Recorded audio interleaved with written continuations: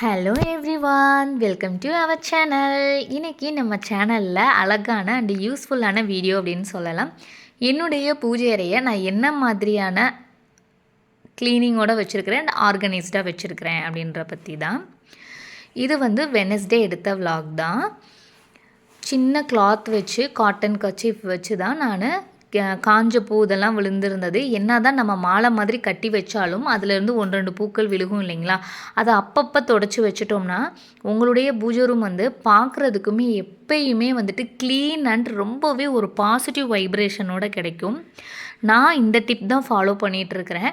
First marriage ஆன அந்த டைமெல்லாம் பார்த்திங்கன்னா ஏதாவது நல்ல நாள் திங்க நாள் வந்தால் தான் வேமயமாக போய் அந்த விளக்கு கழுவுறது, அந்த பூஜை ரூமெல்லாம் கவனிக்கிறது.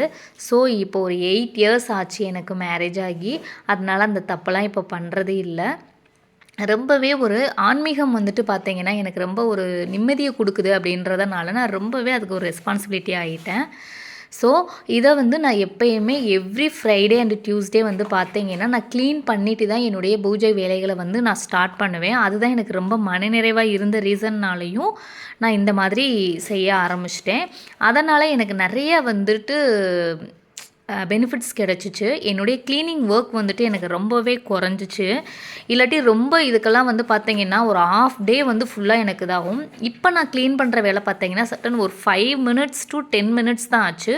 அந்த பூக்களை மட்டும் டஸ்ட் எடுத்து விட்டுட்டேனாலே போதும், எனக்கு நல்லா க்ளீன் ஆயிடுச்சு. ஆர்கனைசிங் என்ன பூஜை ரூமில் அப்படின்னு கேட்குறீங்களா? நீங்கள் ஹாலு கிச்சனுக்கு இதுக்கெல்லாம் எவ்வளோ விதமான ஆர்கனைஸ்ட் அண்ட் யூட்டிலிட்டிஸ் வாங்கி வச்சாலும் உங்களுடைய பூஜை ரூம் எப்போவுமே ஆர்கனைஸ்டாக இருக்கணும். அதே மாதிரி கண்ணாடி நீங்கள் யூஸ் பண்ணுற கண்ணாடி சின்ன கண்ணாடியாக இருந்தால் கூட க்ளீனாக தான் இருக்கணும். இதுக்கு சூப்பரான டிப் என்னென்னு பார்த்தீங்கன்னா, நம்ம பூஜை ரூமில் வச்சுருக்கிறதுனால கண்டிப்பாக அதில் ஆயில் இருக்கும். லேசாக விபூதியை அதில் போட்டுட்டு நீங்கள் காட்டன் கிளாத் வச்சு நல்லா தொடச்சிட்டிங்கனாலே அந்த கண்ணாடி பளிச்சுன்னு ஆயிரும். கீழே இருக்கிறதும் பார்த்தீங்கன்னா அது ஃபுல்லாமே டஸ்ட்டு எல்லாமே நான் கூட்டி எடுத்துகிட்டு தான் இருந்தேன். அங்கேயும் சின்ன சின்ன பூவு, நம்ம விபூதி எடுத்தது, அந்த மாதிரியான ஐட்டம், இந்த பத்தி குச்சியெல்லாம் இது பண்ணி போட்டது இதெல்லாம் இருந்துச்சு. பத்தி சாம்பிராணி காட்டினது இதெல்லாம். ஸோ கீழேயுமே ஓரளவுக்கு எனக்கு கம்மியாக தான் இருந்துச்சு.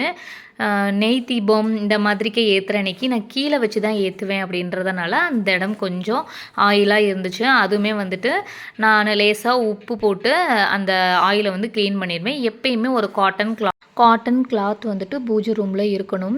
ஏன் அப்படின்னு பார்த்தீங்கன்னா, நம்ம தீபம் ஏற்றுறப்போ யூஷுவல் தான் அந்த விளக்கு திரியை நம்ம திரிச்சு விடும்போது கையில் எண்ணெய் விழுகும்.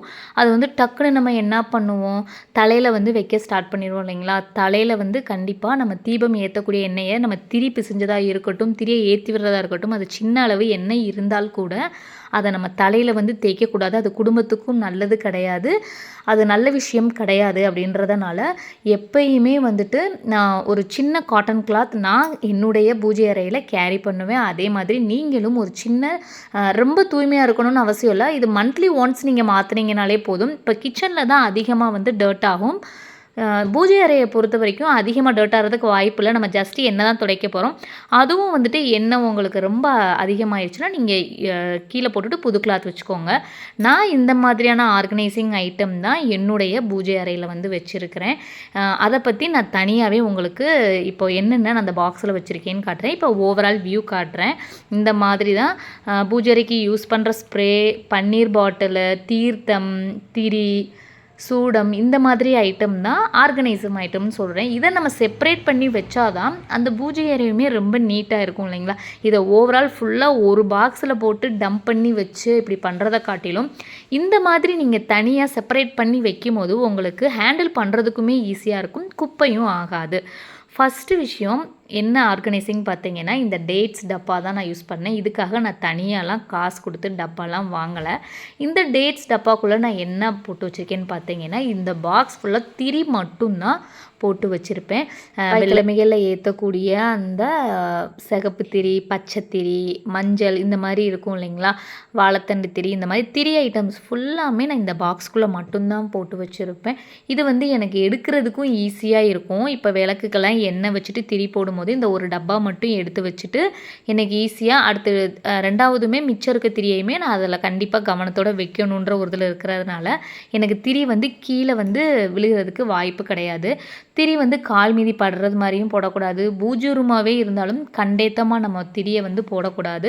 நம்ம விளக்குக்கு போடுறோம் அப்படின்றதுனால அதை தனியாக செப்பரேட் பண்ணி வச்சுட்டேன். 2வது வந்து பார்த்தீங்கன்னா சூடு டப்பா தான். இந்த டப்பா ரொம்ப வருஷமாக இருக்குது. நான் இதுக்கும் தனியாக வந்து வாங்கலை. இது சம்திங் ஏதோ பொருள் வாங்குறப்ப ஃப்ரீயாக கொடுத்ததுன்னு நினைக்கிறேன். பெருங்காயம் வாங்கியில் எனக்கு ஃப்ரீயாக கொடுத்தது. அந்த டப்பாக்குள்ளே தான் நான் வந்து சூடம் போட்டு வச்சுருக்கேன். சூடத்துக்குள்ளே வந்து பார்த்துட்டிங்கன்னா கொஞ்சம் கொட்டாம்பாக்கு, பூஜை அறைக்கு யூஸ் பண்ணக்கூடிய கொட்டாம்பாக்கும் 2, 3 மிளகு இந்த மாதிரிக்கே போட்டு வச்சுருந்தேன். அப்புறம் வெத்தலையுடைய காம்பு நம்ம ஒவ்வொரு பூஜைக்கும் நம்ம கிள்ளி தான் வைப்போம் இல்லைங்களா, அந்த காம்பு பகுதியை ஃபுல்லாக இதில் தான் போட்டிருந்தேன். ஏன் அப்படின்னா நான் ஒரு டிப்ஸு பார்த்தேன். ரொம்ப சூடம் வந்து வாசமாக இருக்கும் அப்படின்றதுனால அதுக்குள்ளே போட்டு வச்சுருந்தேன். 3வது விஷயம் இந்த லாங் ட்ரே தான். இது டிரான்ஸ்பரண்ட்டாக தெரியும். இதில் வந்து பூஜை அறைக்கு யூஸ் பண்ணக்கூடிய சந்தனம், விபூதி, அதே மாதிரி பச்சை கற்பூரம். பச்சை கற்பூரம் வந்து நான் இதில் பேக்கெட்டில் வாங்கினனால அதை ரிமூவ் பண்ணாமல் அப்படியே இதில் வச்சுருக்கிறேன். இந்த மாதிரி ஐட்டம் தான் இந்த பாக்ஸ்குள்ளே ஃபுல்லாமே நான் வச்சுருப்பேன். இது எனக்கு ரொம்ப யூஸ்ஃபுல்லாக இருந்துச்சு. இந்த மாதிரி நீங்களும் செப்பரேட் பண்ணி வைங்க. இப்போ கோயிலெல்லாம் கொடுக்கக்கூடிய விபூதி இதை ஃபுல்லாமே எல்லோரும் என்ன பண்ணுவாங்க, எல்லார் வீட்லேயும் ஒரு பெரிய டப்பா ஒன்று வந்து தனியாக வச்சுருப்பாங்க. அதுக்குள்ளே ஃபுல்லாமே போட்டுட்டு அதுக்குள்ளே தான் கம்ப்யூட்டர் சாம்பிராணியும் இருக்கும், அதுக்குள்ளே தான் மாங்கல்ய கயிறு இருக்கும். எல்லாமே பார்த்தோன்னா அது பார்க்குறதுக்கும் அழகாக இருக்காது. நம்ம நீங்கள் என்ன தான் வச்சுருந்தாலும் பூஜை அறையாக இருந்தால் கூட ஒரு சில பகுதிகளை வந்து உங்களுக்கு காட்டுறதுக்கு கொஞ்சம் பார்க்கும்போது மெஸ்ஸியாக இருக்க மாதிரி ஃபீலாக இருக்கும் இல்லைங்களா. அதனால் இந்த மாதிரி செப்பரேட் பண்ணி வைங்க. பாருங்களேன், ஒரு 3 பாக்ஸ் தான் நான் வச்சுருக்கேன். இது வந்து கம்ப்யூட்டர் சாம்பிராணி வைக்கிறதுக்கான பாக்ஸ். அது பாக்ஸ்லேயே வந்ததுனால சரி அது அப்படியே இருக்கட்டும்னு வச்சுட்டேன். இந்த சைடு தீர்த்தம், பத்திக்குச்சி வந்துட்டு தீர்ந்ததும் தூக்கி போட்டுடலான்னு சொல்லிவிட்டு அதை அப்படியே வச்சுட்டேன். இது பார்க்குறதுக்குமே நம்மளுக்கு ரொம்பவே நீட் லுக்காக இருக்கும். அதே மாதிரி மெஸ்ஸியாக ஃபீல் ஆகாது, குப்பையும் அதிகமாக அடையாது இல்லைங்களா. அதனால தான் நான் இந்த மாதிரி கீழே இருக்க செல்ஃபில் வச்சுருந்தேன்.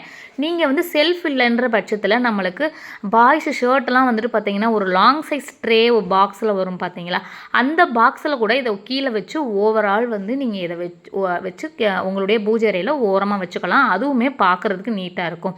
இதிலேருந்து என்னென்னா எந்த ஒரு பொருளையும் நீங்கள் செப்பரேட் பண்ணி யூஸ் பண்ணிங்கன்னா அதுக்கான பொருள் வச்சு சின்ன நிறைய பொருள் வாங்கணுன்ற அவசியம் இல்லை. வீட்டில் இருக்கக்கூடிய அந்த பாக்ஸ் வச்சு நீங்கள் க்ளீன் பண்ணிவிட்டு அந்த மாதிரி வச்சு யூஸ் பண்ணும்போது உங்களுக்கு நீட் அண்ட் க்ளீனாக இருக்கும்.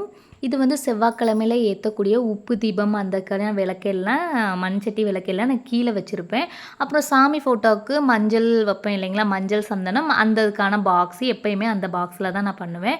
தூபம் காட்டுறதுக்கானது, அப்புறம் தீர்த்தம், கோடி தீர்த்தம் இதெல்லாம் நாங்கள் கோயிலுக்கு போனப்போ வாங்கிட்டு வந்ததை எப்பயுமே வந்துட்டு நான் அந்த மேலே சாமி வச்சதுக்காக கீழே வந்து தான் வச்சுருப்பேன், கார்னரில் வச்சுருப்பேன். இது கண்டிப்பாக கால் மீதி படாத இடம் தான். தீர்த்தத்தெல்லாம் வந்து எப்பயுமே நம்ம கால் மீதி படாத இடத்துல தான் வச்சு யூஸ் பண்ணணும். கண்டிப்பாக இந்த வீடியோ உங்களுக்கு பிடிச்சிருக்குன்னு நினைக்கிறேன். ரொம்ப யூஸ்ஃபுல்லாக இருக்கும்னு நினைக்கிறேன். தேங்க்ஸ் ஃபார் வாட்சிங்.